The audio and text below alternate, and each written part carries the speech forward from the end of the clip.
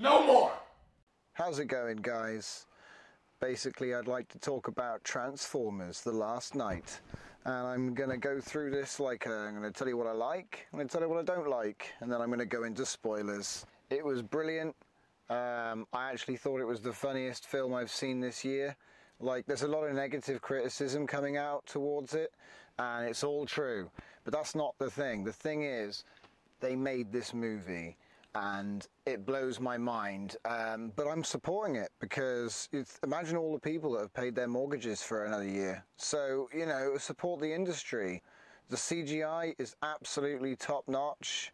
All of the space scenes are really worth the ticket fee just to go and see the space scenes. I can remember going to see disaster movies and you'd only get like one minute scene of CGI with a bit of destruction and you'd think, that's okay. So when you consider this, there's destruction, okay?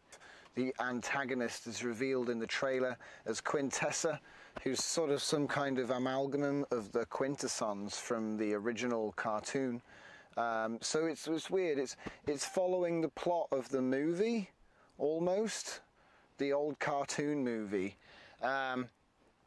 where Optimus Prime gets infected with this red spore, and it makes him evil, and the Quintessons get control of Cybertron, and they try to turn all of the Transformers evil. And basically, that's the plot. It's a bit weak. Okay, when you think about it, it works for a cartoon, for a kid's show, but it's a bit weak for a Hollywood movie. So I did like how they updated the Quintessons into Quintessa, if that is what they've done, which is what it looks like. Obviously, Megatron isn't a big enough threat. He's weird. He's kind of a pawn in this movie, but he gets some cool scenes. We'll talk about that later. Unicron is in the movie. Unicron is a big giant robot head in the cartoon, and is responsible for making Galvatron. But they already did that in the previous movie.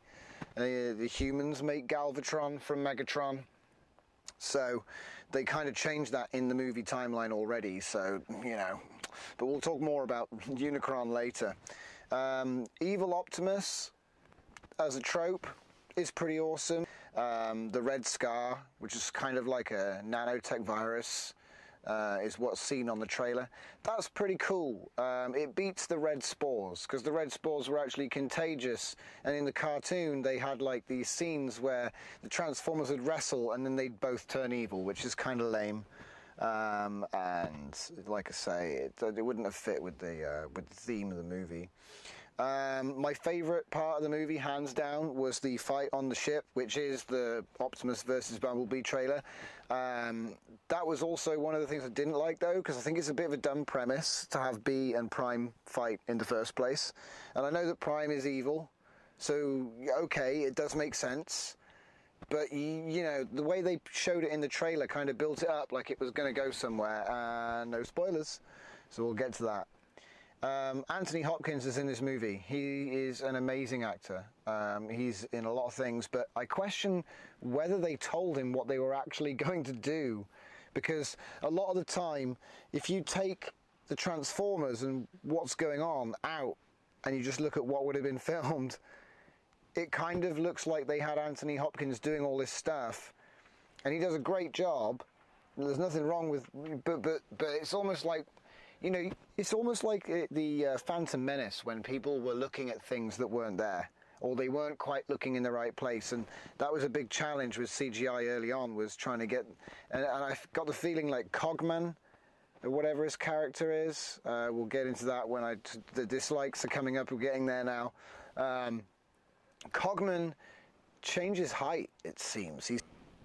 But like I say, Cogman, I don't even know if he's shown in the trailer, but he's like a butler, robot butler. We'll get into that in the spoilers. The military influence in the movie was a bit dumb.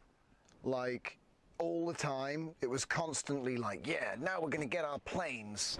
You know, just like in all the previous Transformers movies, we had these sort of pointless scenes that are just like filler, showing a bunch of army dudes getting in a Jeep. And it's like, why are we seeing this? And sometimes I think it's just more product placement, which is kind of crazy. The jokes fell flat. Nobody in the audience was laughing. except me, but I was laughing all the time.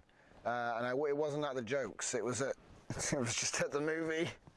Oh, it was a bit strange. There was all this stuff going on, and I was just in disbelief, laughing in disbelief. It was brilliant. It was amazing. I would recommend you go and watch it, because you go in there expecting explosions, and what you get is backflips and explosions. And I just got to say, it's like a roller coaster ride. It's not a good movie, but it's an experience which you've got to go in there and, like, you look at it and you're just like, they spent how much on this? It's amazing. I fully support it. Like I say, everyone got paid. Great job. You know, they're going to make a profit. It will make, I think, well, I don't know if it's going to do as well as the previous movies, but we're getting there. There was a little girl in this movie who features heavily in the trailers, and she's always crying. And it's a strange message, because if she's supposed to be like a role model or something cool for the kids, you know, it was just a really strange, because you had this rebellious tech nerd. She's a wrench wench, if you look it up on the tropes. She's a girl who's really good with machines. And without getting into spoilers, it's just a strange role model to put out there. Same with the British lady. The British lady was extremely British and extremely clever, but just turns out to be a love interest. So we're going to get into spoilers now, because that's basically as far as I go. This movie should give Michael Bay the retcon award of all time. He took 1,400 years of human history and somehow managed to weave the Transformers in.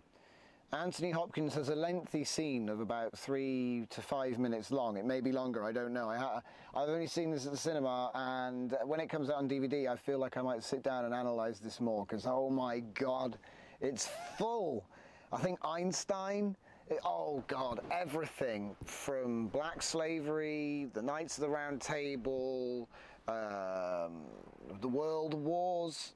We obviously, you see the King Arthur in the trailer. There's a lot of that King Arthur stuff, and I've never seen a medieval battle with slow motion, fiery steel spiky balls that are like the size of cars, and they're just flying in slow motion, and they're hitting the ground, and 5 guys are flying up in the air doing backflips with explosions, and it's just like, is this a parody?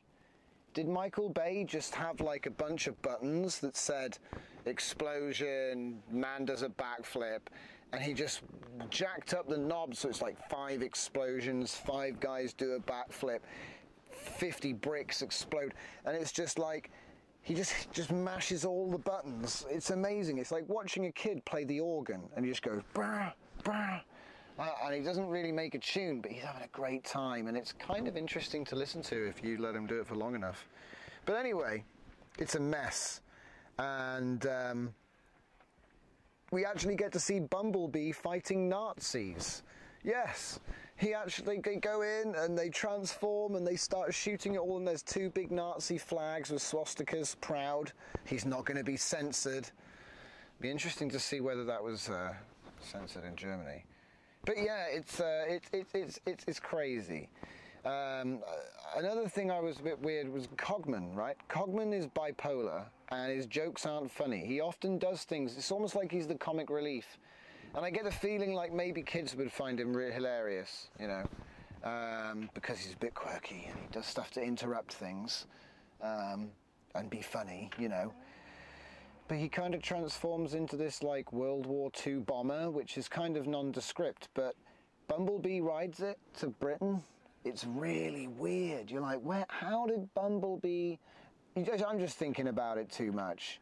But Cogman is small, he runs around, and he's 700 years old. They don't explain whether there was an original, like he's Cogman 2, or how he got there, but essentially he's protecting Sir Anthony Hopkins, who is an earl, and he's been living in a castle, and his whole life, all of his family line, they're all related to Merlin, and it goes back to the Knights of the Round Table. And the crazy thing they've done is they've somehow managed to make Arthurian legend and Merlin's staff into Quintessa's staff, which she uses to rebuild Cybertron. So it's kind of strange how they've managed to converge the two stories and tie it all in. But to be honest, the retcon scene, I just keep seeing it. I get flashbacks of all the different photos. They even show Shia LaBeouf, a disheveled Shia LaBeouf photo is shown, which is the stupidest continuity decision, because that means that surely someone in his family knew about the Transformers, so that means the whole thing with him meeting Bumblebee, like, maybe he didn't know, but then his parents should know. So it's kind of like, what, we've got this crazy Wiccan sort of, I don't know, secret society, but we don't actually tell everyone about it, even though my dog's snoring. It's kind of crazy how they don't actually tell, they don't tell Shia LaBeouf that there's Transformers, even though his whole family line knew about it. So that was weird, and I was just sat there like, huh? And basically everything good in human history, every war, everything, it's all the Transformers, and he's got to be given an award for ultimate retcon of human history, because it's like every technological advancement, you know? It's brilliant.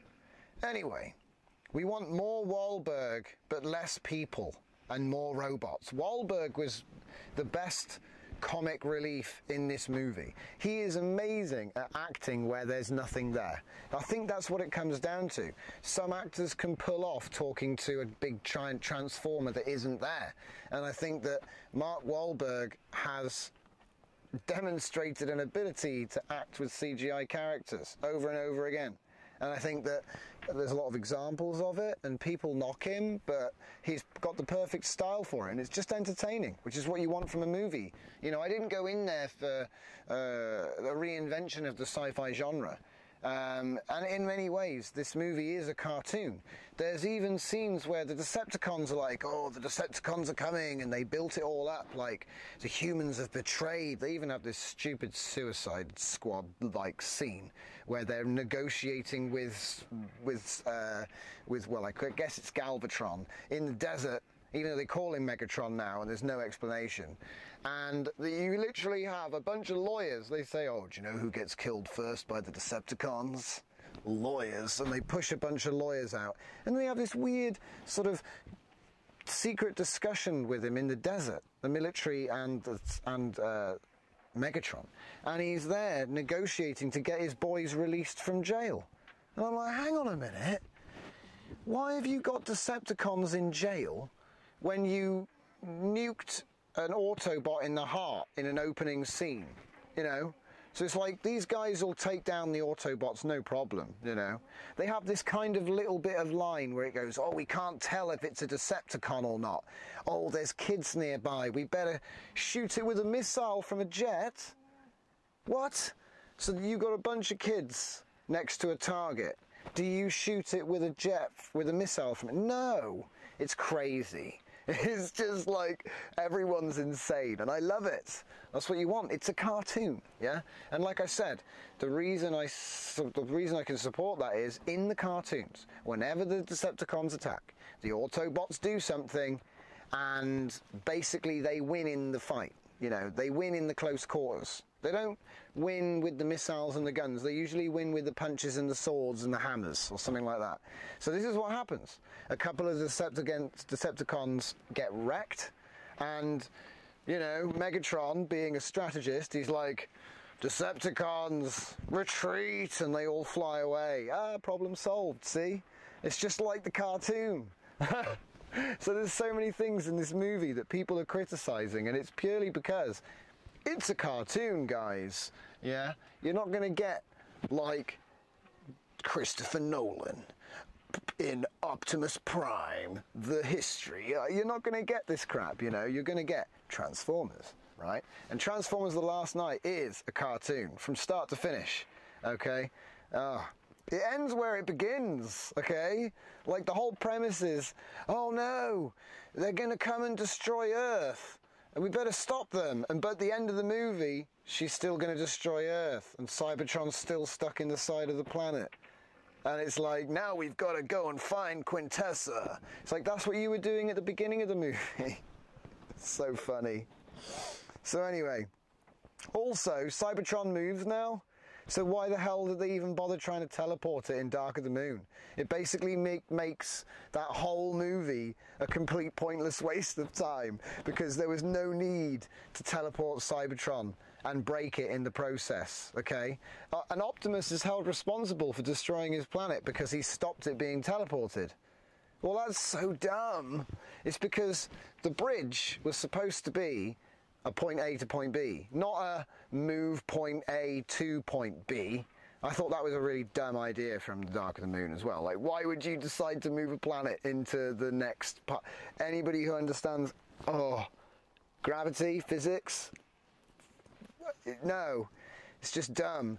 And the thing is that, like, Cybertron actually crashes through the moon in this movie, destroys the ship from Dark of the Moon near the moon. I guess they still had CGI renders on file, and they were like, yeah, we need to do that. We need to use these. We'll get some mileage. We'll get a little scene of the giant mushroom plow scraping through the moon, and oh my god. So yeah, we want more Wahlberg, because he's good at doing all this stuff. He's amazing. He actually carried the movie for me, okay? If he had been weak, I would have been walking out. But it was so entertaining. I felt like I know it wasn't supposed to be a comedy, and I know I was probably the only guy laughing in there at a lot of this stuff, because it was like, oh my god, it's so bad. How did it come out? But I recommend these movies because so entertaining. Just to watch the train wreck, it's like watching it in slow motion. This movie isn't going to hurt anyone. No one's going to lose any sleep over it. Everyone made money. It's a win-win. I get to laugh at cinema garbage, because that's what it is. I mean, I couldn't do any better, but then I'm not Michael Bay, so why I don't have to. So, but the point is, so Cybertron moves now, and it's still stuck in Earth at the end of the movie. So I hope they can still move it, because, you know. But basically, the whole premise was dumb.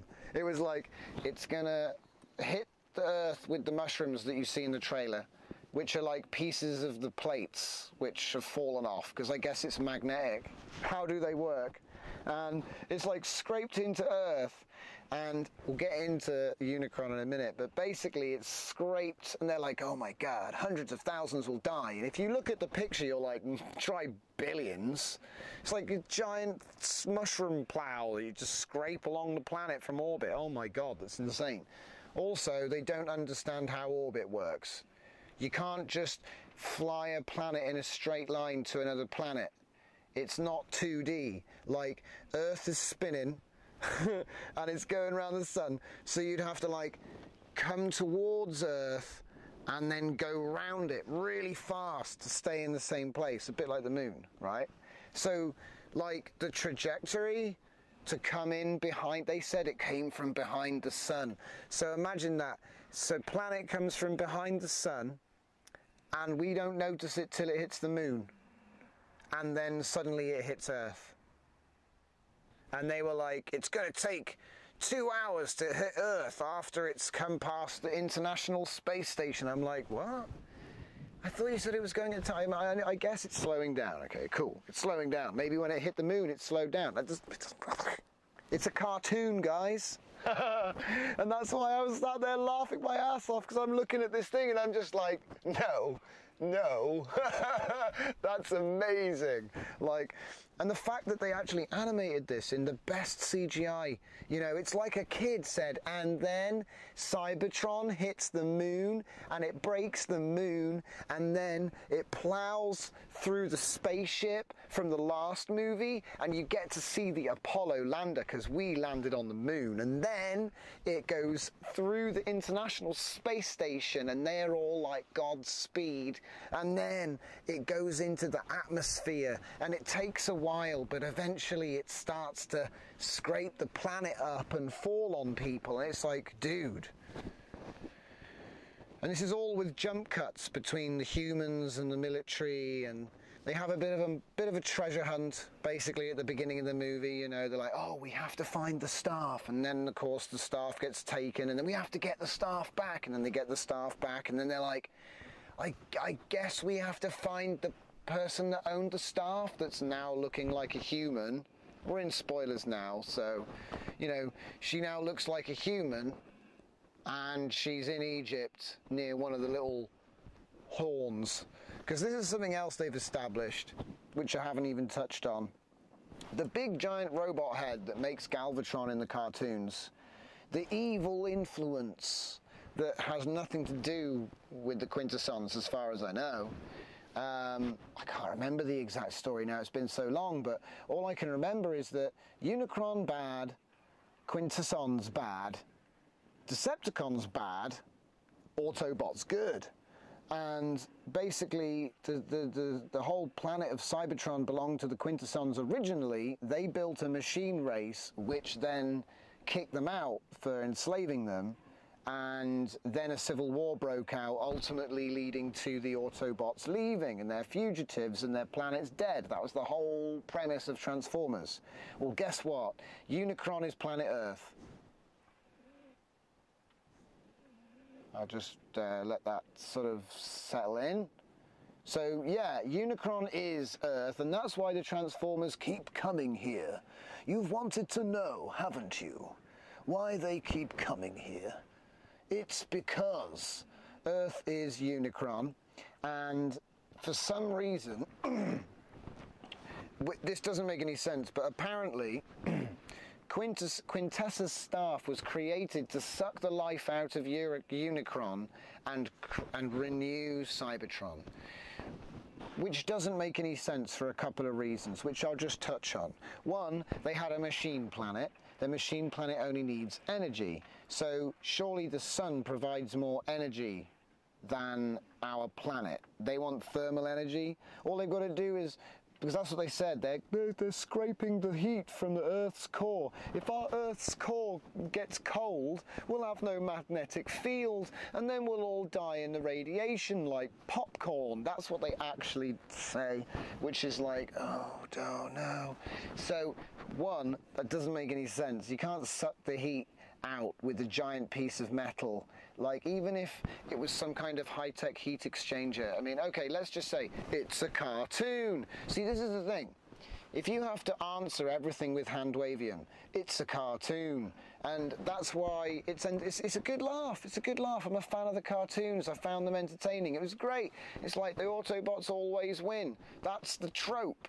You know, they always triumph, because Optimus Prime's the good guy, and that's why Megatron gets his ass kicked out of a window in this movie, which is freaking hilarious. I just thought that was brilliant. It's like, oh, this big guy, and he just basically, he gets shot in the face like 50 times in slow motion, because they've got this time bubble gun, which is probably one of the best weapons I've seen in a movie in ages. Hot Rod has a stasis bubble. He shoots it and everyone goes, whoa, and it's brilliant. But anyway, so yeah, he gets his ass kicked out of a window and he's like flying out of the thing. It's brilliant. That was brilliant. And then of course, but then it's like, I'll be back next time, Gadget. Next time. See, he's like the Claw from Inspector Gadget. He's going to be back next week. That's the cartoon. You know, Megatron never dies. He always comes back. Optimus Prime is the ultimate good guy. He always triumphs. And that's basically what you see in this film. So, another thing they established in this movie, which have introduced so much stuff, is I'm definitely going to do another follow-up on this when the DVD comes out, but essentially this is my first reactions. I saw the movie a few hours ago and I'm just like going off the top of my head here. So basically, Transformers that don't transform.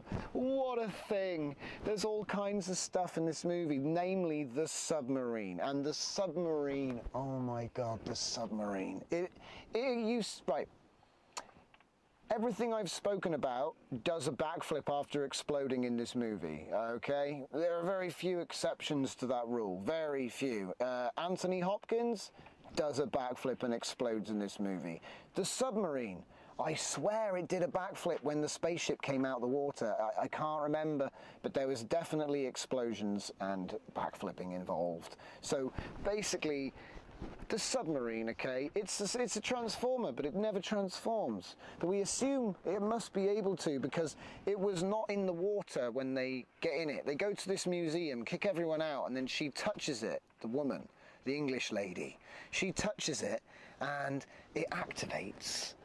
And I'm like, and then the propellers start to spin, and I'm like, but it's still up on concrete blocks. It's nowhere near the water. There's no way to like flood the area. It's like in a museum by the water, you know? So clearly it must have kind of like, you know, just scooted across, just like plop. Because, you know, submarines can just plop into the water at the side of a museum dock. You know, the water's really deep. Anyway, the point is, this sub, now I didn't point this out. My 12-year-old boy pointed this out. When they were looking at the sub, yeah, it shows the front of the sub, and it's armoured. It's armoured, just like all submarines are armoured at the nose, okay? It's a solid piece of metal. And then when it's in the water, they keep showing the front, and there's a window. And the window, there's a window. There's a giant view screen at the front. And it's like, oh, I guess it's a transformer then, because it can just transform the window at the, you know, it can make a window at the front. That's its ability to transform. It was so bizarre. So it shows like Marky Mark, he's there, Mr. Wahlberg, with his English lady, and they're looking out the front, and they're watching, and like, you know, nothing really. There's a couple of things that are going on at this point in the film which I want to point out. One, the window, it's dumb. There's no such thing as a window on the front of a World War II submarine. Well, maybe I'm wrong, but it wasn't the one that was shown. And later on, this is when my son noticed it, when it comes out of the water and they all get out of it, they all walk past the nose and it's armor plated again. So I guess that was the transforming ability of the sub, but that's not the dumbest thing about the sub. The sub is moving at some clip and it starts going into water. I mean, you see it going out of London, and then the US Navy somehow is in the English Channel, but it looks like open sea. And then you know, the sub goes underwater, and suddenly it's like out at sea and they find this spaceship. But this is the thing, another one of these pointless military scenes happens, and basically you get this like all of the flotilla, you know, the entire US fleet are there, and it's like, well, how did they, aren't they like all over the world, well, you know? So I guess they've got loads of ships. Okay, so there they are, and like it zooms in and it shows them putting a bunch of, we've got to follow them in subs. So they've got like a bunch of, it felt like The Naked Gun. In The Naked Gun, they did this scene where they were like, call the lifeguard, call the air support, call everything, and all these different services were all converging, you know, and it's just like they went over the top, you know. And that's how it felt in this movie. Because those subs, if anyone's played GTA 5, which a lot of people who have, you know, heard of this channel, because this is a gaming channel previously to what I'm doing now. So like, you know, if you play GTA 5, you know the type of sub. It's a tiny little thing. It's for deep sea missions, okay? They're not fast. And they were trying to chase a World War II sub that had the lead. They even had this bit where they ram a nuclear submarine, and that somehow does something. You know, it's just like, you know, the ocean isn't like a bucket. You can't just ram a nuclear sub and just go away. Long range is the advantage. It's dumb. It's so dumb. I guess they just weren't. No one was going to fire because the plot. It's a cartoon. It's a cartoon, and I loved it so much. It was the best thing ever. See, don't get me wrong. I'm not complaining. I actually think it was amazing, and I want them to make more of these because it's schlock. It's the type of stuff we used to get back in the late 80s and early 90s, where they kind of were self-conscious of how bad it was. Well, I hope they were. My dog's snoring again. She's not enjoying this.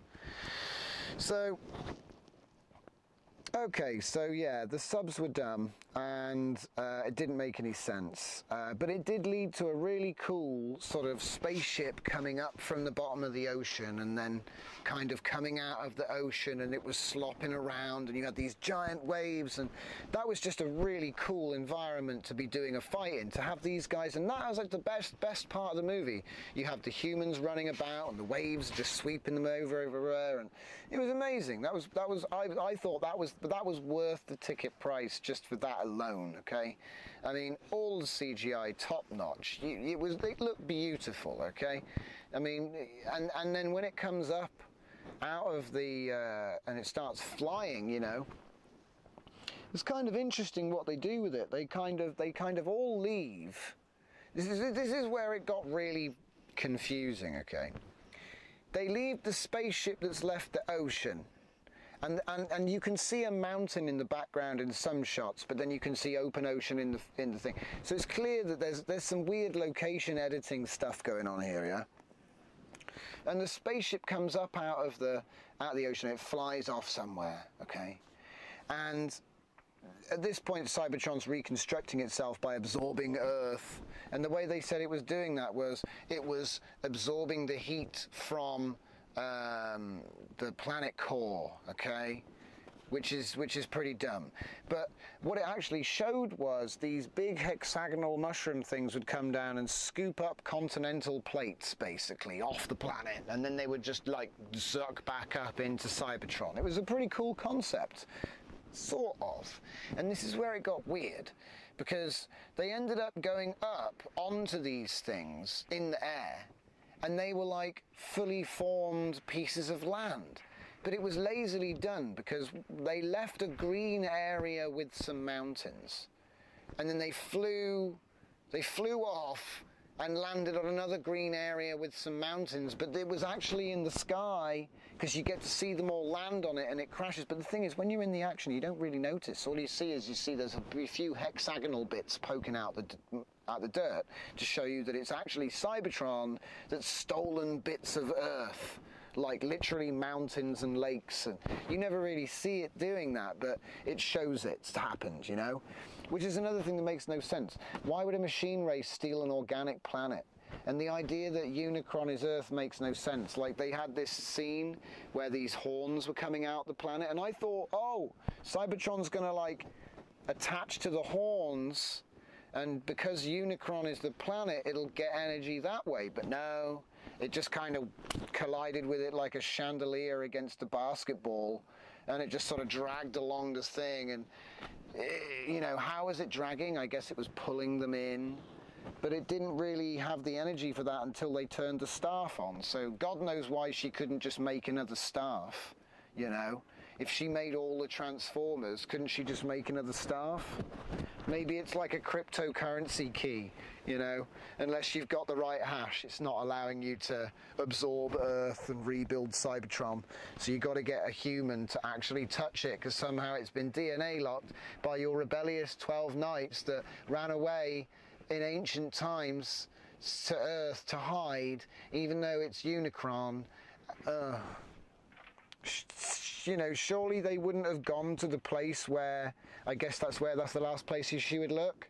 That's where she wanted to go, so hey, I don't know. But still seems kind of pointless, because, I mean, surely you could just go and absorb, like, Mars. Is Mars Unicron?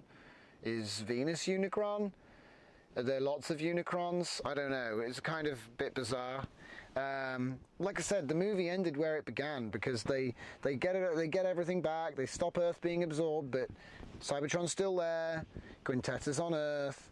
Earth is still you know, is still Unicron. Like, it briefly explained it. Basically, Pangea is when all the continents were in one piece. And if you draw like 1, 2, 3, 4, 5, 6, and then one in the middle, the one in the middle was Stonehenge. And guess what? When everything broke up, the spines went with them. And that's why no one could figure out what they were. Oh, so they're like tendrils that come from deep in Earth, because Earth is actually, yeah. But then that's the thing. If Earth is Unicron, its core isn't molten. It's a giant freaking transformer or something, right? So that means you can't just suck the energy out of it with a heat exchanger, because it's not actually loads of molten metal. It's actually, you know, a giant robot head covered in dirt, which we call Earth. It's kind of poignant, really. Maybe that's what he was trying to say. I don't know. But we had a Batman v Superman moment in my favourite scene. Bumblebee and Optimus are fighting, and Bumblebee is like, he speaks to him, and it breaks the conditioning, which is kind of strange, because Optimus is like, oh, it's the first time I heard your voice since Cybertron fell, even though in one of the previous movies Bumblebee already spoke. He said like one line in one of the movies, I forget what it was, but he's already spoke, so with his voice, not a sample. So yeah, lol, but whatever.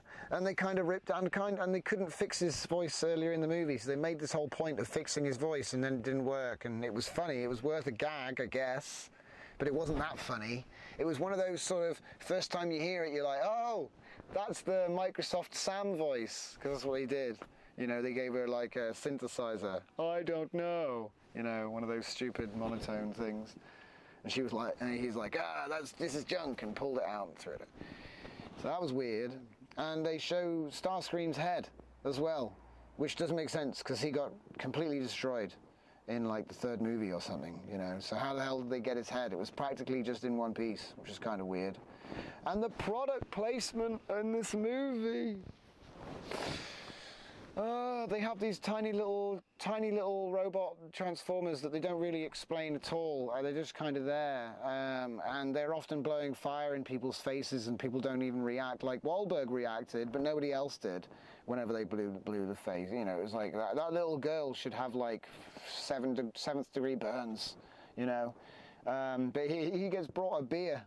The Bud Light gets flown to him by a robot pterodactyl in his like little shack where he keeps all of his failed inventions. It was brilliant. To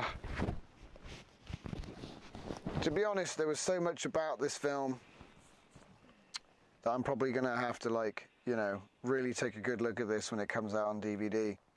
I'd say there are a few really good scenes, like Bumblebee when he gets shot by the military and he kind of splits into pieces, and then there's this whole slow motion scene where he kind of magnets back together and punches and kicks and shoots everyone up until he basically has won. How do they work? So it was kind of amazing to see. Just that was amazing. But yeah, basically, I'd actually give this a solid 9 out of 10. Not because it's a good movie, but because you pay £10 and you get entertainment. Like, if you're looking for faults in a cartoon CGI adaptation with Mark Wahlberg, I think that you just need to ease up a little bit. Like, it's just a movie. I mean, you know, these people want to entertain. They entertained. I mean, they had Drunk Merlin, which wasn't funny. It was, do you know what this felt like? It felt like Monty Python wrote this movie. They even had Hot Rod with a French accent, and he didn't know why he had it, and he couldn't lose it. He was like, I don't like this accent, but I've still got it. You know, his name was Hot Rod. Hot Rod. They were trying to, it's borderline racist, to be honest, when you start saying stuff. I mean, how does that work in the French version of this movie? He just says, my name is Hot Rod. Hot Rod. Hot Rod. I don't know, I have this French accent, but that's how it would sound to a French person, like, spoke. It'd be brilliant. I'd love to see if they change it. Oh, he's got a German accent if it's in the French version, and in China it's the Japanese. You know, like, how are they going to do all that stuff? It's crazy. It's absolutely crazy. We've been going on for like 40 minutes. God damn, holy ballsack. I might actually have to, like, do more of these. Product placement, man. I swear the badges were bigger on their transformed versions, so you could tell I'm a Mercedes, I'm a Chevrolet, you know. It was all over the place, everywhere, all over the place, and there was all this stuff just like in the shot. Brilliant. Brilliant, absolutely brilliant. I couldn't stop laughing, honestly, like the whole time I was just laughing. I looked around a few times and people were either just sat there or they were on the edges of their seat like, oh, something just blew up. Like, I'm not being condescending, okay? Don't get me wrong. Like if you were watching this and maybe you'd never seen, I mean, I bet there's a lot of people who've probably never even seen a Transformer movie at the cinema before, you know? Like, no offense, I'm not being funny or anything. Like, maybe they're huge fanboys for this film and they just love Transformers, they don't care. And fair enough, whenever the Transformers were on the screen, it was brilliant, but they weren't on the screen enough. And Mark Wahlberg wasn't on screen enough. And Anthony Hopkins, it felt like he had to basically carry the plot for the movie and get everything going, and they had him running around and doing all kinds of stuff. But for me, like, they blew him up, they made him do a backflip through the air, and then he managed to deliver a few heartfelt lines before going and dying. And I just think it's a masterpiece. Like, he just throws everything at the screen and it all does backflips while exploding, and you just go, wow, look at the CGI, you know? It just looks so good. It actually almost looks real. In some places, you could be forgiven for thinking that maybe they actually built these things, okay? Obviously they didn't. They don't have the money for that. But it really does make you sort of look at it and go, wow, look at what you can do. I mean, it's kind of surprising that you don't get more creative stuff coming out of Hollywood, because look at what they're capable of.